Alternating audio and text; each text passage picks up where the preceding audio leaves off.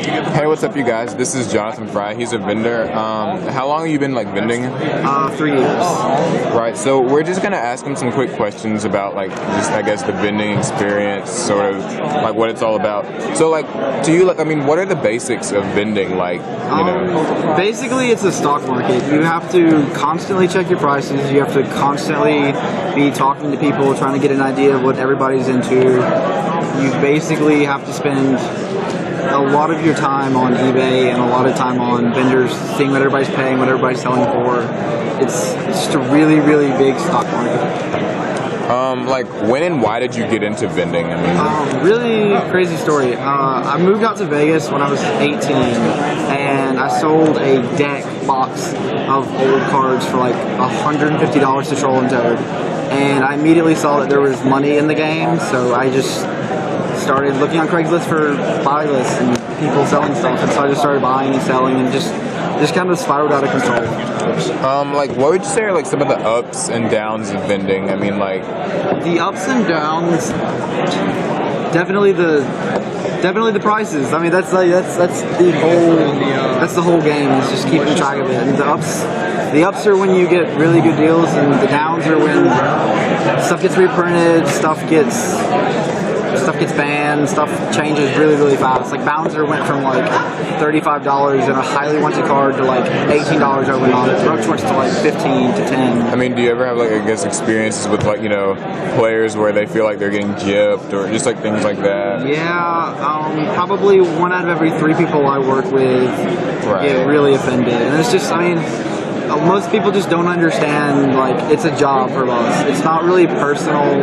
We're not really particularly looking for certain things. But most people walk around and say they're a vendor just to get cheap stuff, and it's not really like that.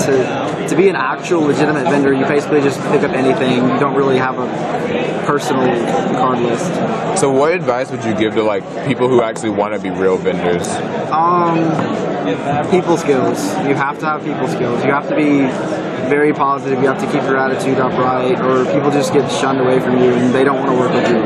Because when it comes down to it, most of the people you're buying from are paying for your gas or paying for your meals.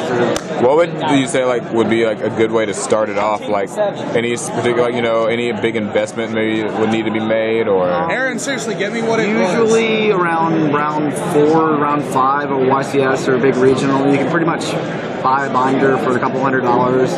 As long as you know you're not losing money, that's probably the easiest way to get into it. And then you just uptrade the binder. Now some people see vendors as sort of a negative thing, the whole gypping thing, and just people feel like it's just kind of buying low, selling high. It's all kind of an evil. What would be your counter argument to that, if any?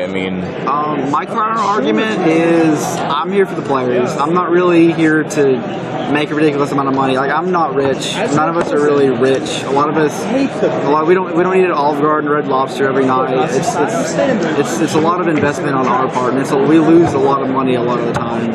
And as far as being selling high, buying low, you do buy low, but I try to beat every vendor's price as much as possible. So right. All right. Well, thanks for just your time, and remember this is a Dallas Fort Worth regional or something like that. I don't know, but yeah, thanks for your time. This is Johnathan Frye, a vendor, and remember, subscribe and watch other stuff. Thanks again.